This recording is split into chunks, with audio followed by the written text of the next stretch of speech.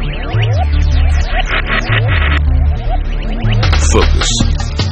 Ideate. Innovate. Enable.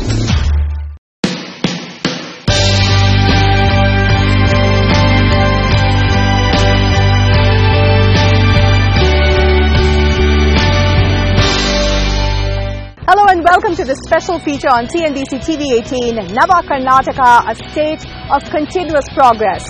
And we'll be exploring all that the state has to offer. Today we'll be focusing on two areas where Karnataka has been a flag bearer: information technology or IT and the startup universe. In fact, Bengaluru is still host to one of the largest number of startups in the country. However, there are challenges ahead for both the sectors. So let's understand a little bit more about the growth opportunities and the challenges. Here's a brief look. India has been constantly rising in the rank of favorite global destinations to open up innovation centers. And Karnataka is the most favorite destination in India for setting up new innovations. Karnataka has always been known for its technical prowess, and therefore the IT Ministry of Karnataka is embracing this by setting up centers of excellence for big data, artificial intelligence and cybersecurity. The state is also preparing engineers to build the technology of the future, as it wants to ensure Karnataka remains the leader in IT for years to come. And now let's focus on Karnataka, which has always been the flag bearer as far as information technology is concerned, but the state wants to stand for much more than that. And in fact, there are many nuances to the state government's objective, whether it's furthering IT, biotechnology and tourism. So now let's meet with the person who is in charge of all three portfolios, the young and dynamic Minister for IT, BT and tourism. We have with us Priyanka Lee. Thanks so much for joining us, Minister, on the show. Pleasure, Priyanka. So I just gave the introduction, which is Karnataka for so many years and still continues to be the flag bearer as far as information technology is concerned. But for you, when you came in with this government over the last 5 years, what's been the key focus points? How would you look back at them and, of course, look forward?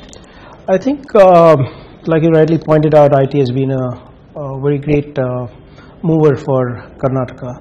And just not for the country, but also they've been slowly inching towards being global players as well. And I think the last 5 years we have changed the dynamics for the state. We last 3 decades or so we were into services. That has matured into R&D. So now we are probably the 4th best in research and development in the world today. So we have beaten the likes of Tokyo, Shanghai, Chicago. So you have more than 400 of the top 500 Fortune companies here in Bengaluru, and here I'm not talking about some small labs that they have set up for research. I'm talking about 6,000 people, 10,000 people in each of these things. So whether it's GE, Nokia, Intel, they've made Bengaluru their home for R&D. So it shows that we have matured from a services industry, and that research and development today, that ecosystem is now breeding innovation and inventions. So that's why we are the startup hub of the country, and now we are moving ahead globally as well. Let's talk a little bit more about innovation. Innovation, it is said, really can't be forced or structured. In a sense, it has its own organic momentum. But at the same time, obviously, policy and any sort of funding support helps us in that direction. How consciously have you been pushing that particular theme? No, like you said, I agree with you completely, saying innovation cannot be forced.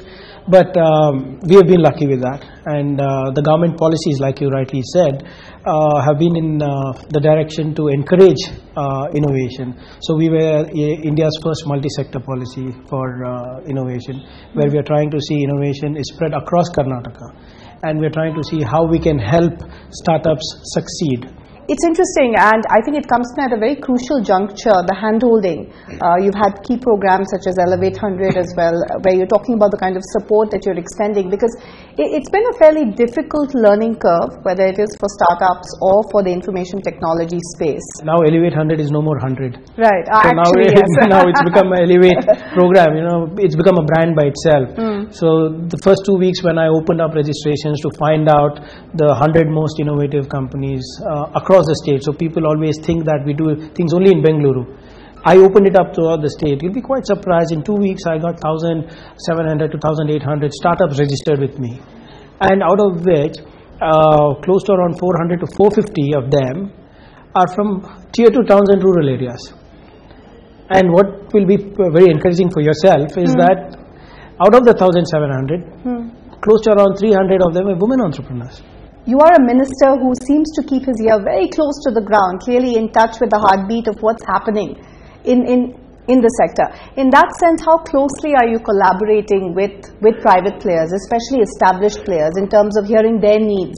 The reason why we are so successful is because we listen to the stakeholders.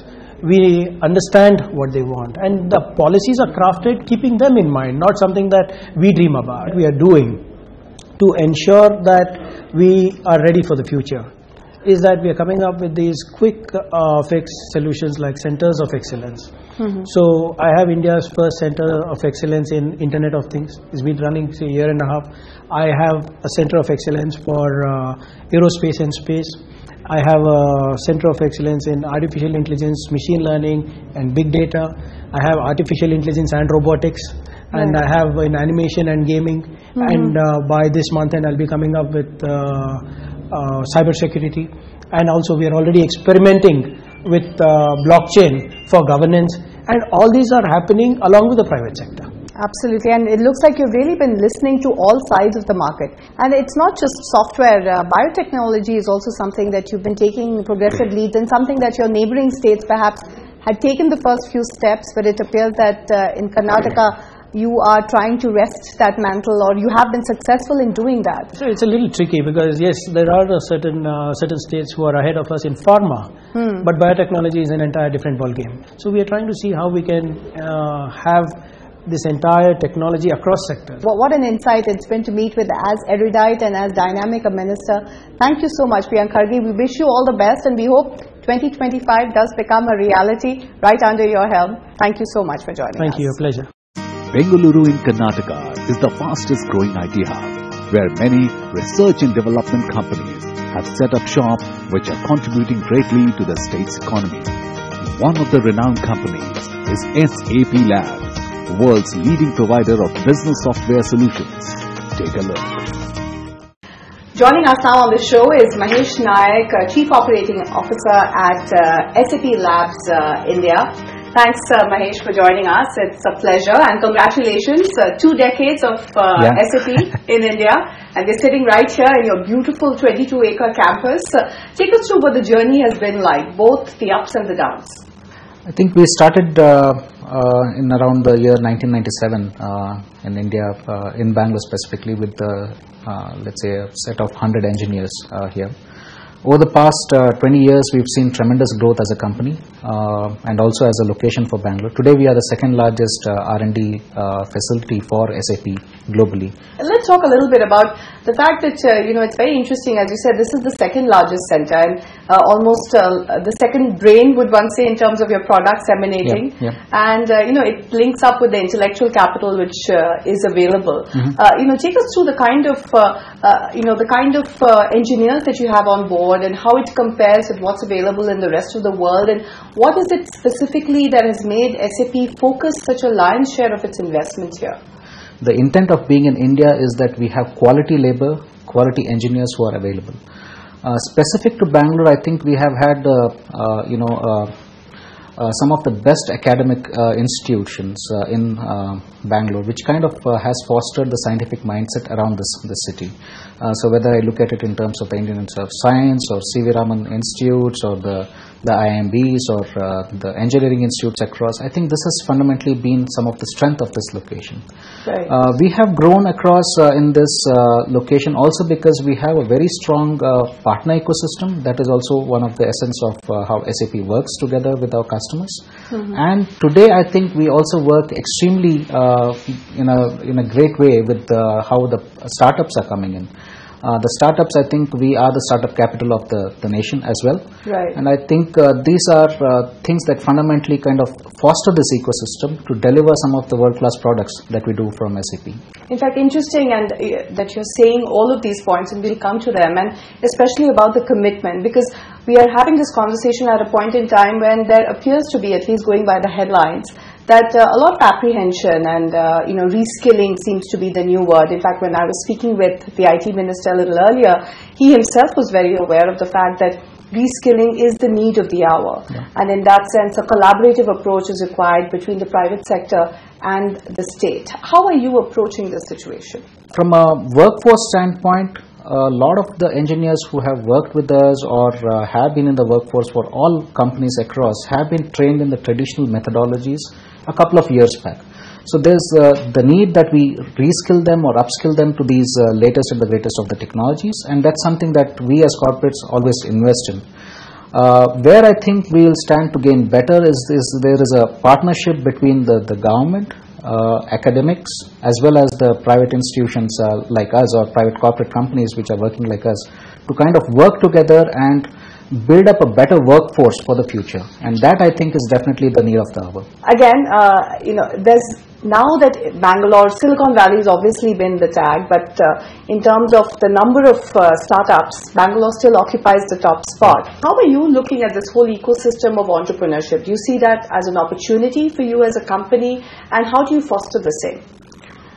In my perspective, I think the growth of the startup ecosystem is actually fantastic from a IT corporate world perspective. And this, I think, is a fantastic opportunity for corporates as well as startups to partner together and look at how do we leverage those opportunities and build something for the customers and partners around. Okay, great. On that note, many thanks, Mahesh, for joining us. It was a pleasure. Thank you.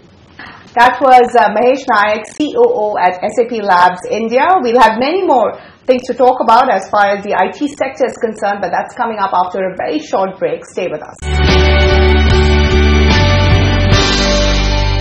Joining us now on the show to tell us a little bit more about the world of IT, biotechnology and science and technology is Principal Secretary to the Government, Mr. Gaurav Gupta. Mr. Gupta, many thanks for joining us on the show. We were just speaking to the Minister a little while ago, and he was telling us about how IT was once the flag bearer as far as the city of Bangalore and Karnataka is concerned. But now, at least going by the headlines, appears to be under some amount of stress and challenges because of changing technologies. Other states have become very proactive as well, and it's all a question of which state can attract the new investor, the new dollar in. Relating to your sector, how are you ensuring that the competitive element still remains with you? One of the major advantages of being in Bangalore and in Karnataka is that you are working with the largest talent pool across the world. So you can have people working in hundreds of thousands on a particular technology, and which you may not be able to find elsewhere. So if you want to ramp up, say for example, to have development center which is looking into artificial intelligence or into predictive analytics, you can ramp up easily from 0 to 2000 in a matter of 6 months. And that's how the global innovation centers have been set up. So that still stays your USP, that availability of this kind of talent. Absolutely. You won't find anywhere else. Let's talk about the other sunrise sector, which has seen, in fact, Karnataka continues to occupy the top spot as far as startups are concerned. Entrepreneurs are either being born here every day or they're moving to your state. In terms of the startup world as well, what is the kind of hand-holding that you're doing to help entrepreneurs start off their business? Yes, so we have a very active startup cell. We have a startup portal. Anybody can come and register in their portal, and we come to know that yes, about their existence. And then we have a startup helpline. So they basically help you to reach out to us. The government of Karnataka provides various facilities, particularly with the industry, with people like NASCOM and number of other such industry associations. We are running incubators. So Bangalore perhaps and Karnataka perhaps the largest number of incubator seats available, and these are being given for 6 months, 1 year, etc. for absolutely new startups on very, very nominal terms. And what about the dissonance or perhaps the smoothness of a program? Startup India is also there at the central level, and every state is running its own program, including yours.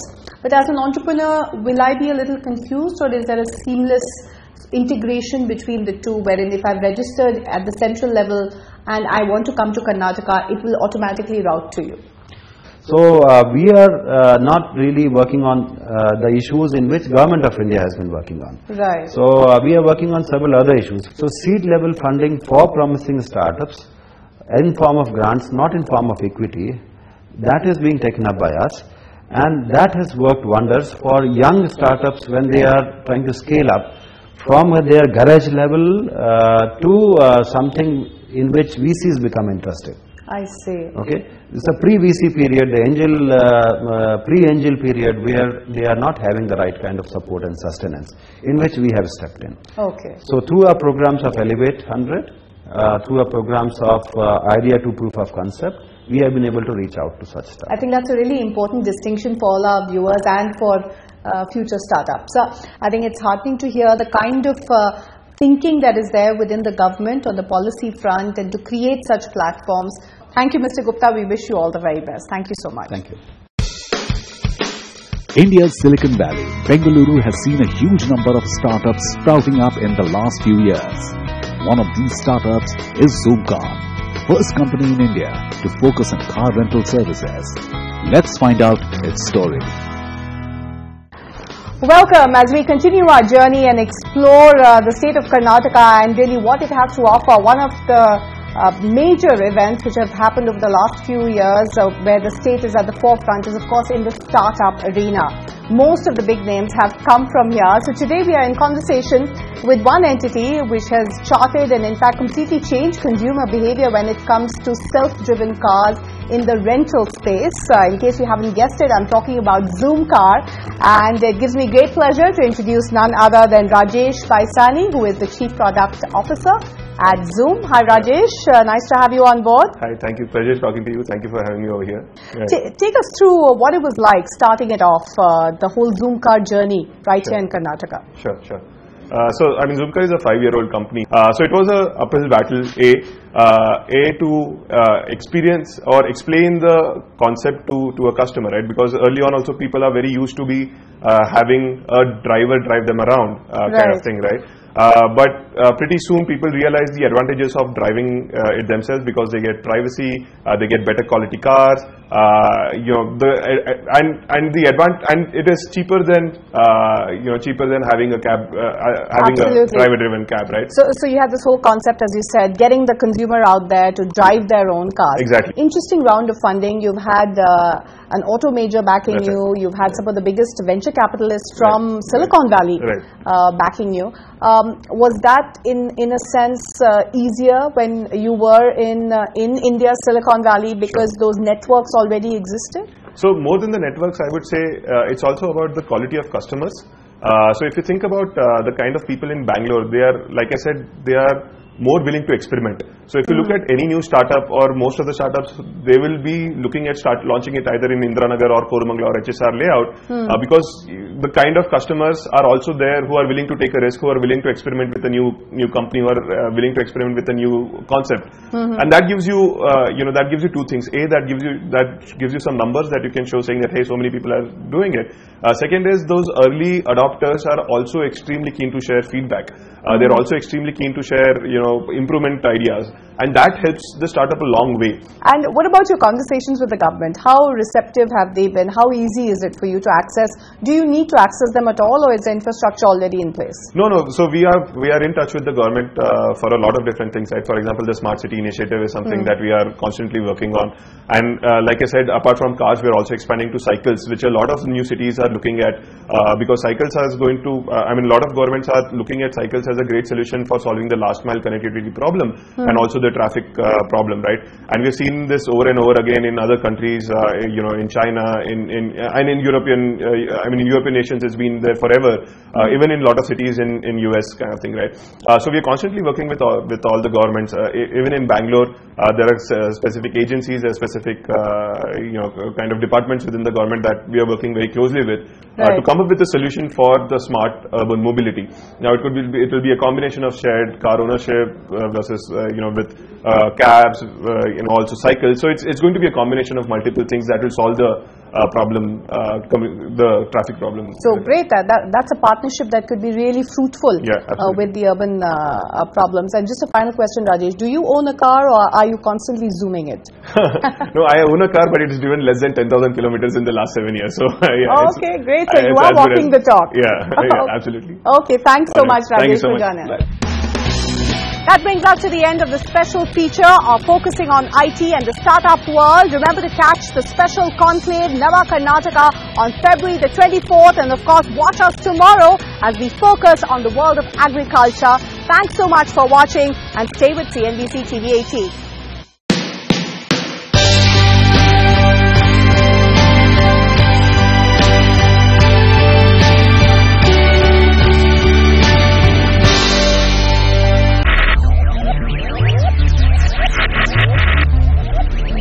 Focus. Ideate. Innovate. Enable.